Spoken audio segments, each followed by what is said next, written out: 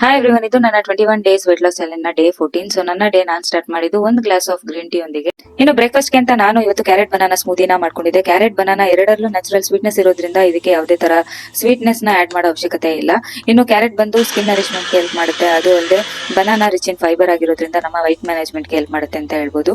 ಇನ್ನು as usual lunch ಗೆ 1 hour ಮುಂಚೆ ನಾನು apple cider vinegar daily consume ಮಾಡ್ತೀನಿ. ಸೊ ಅದನ್ನೇ ಇವತ್ತು ಕೂಡ ನಾನು ಕುಡ್ದೆ.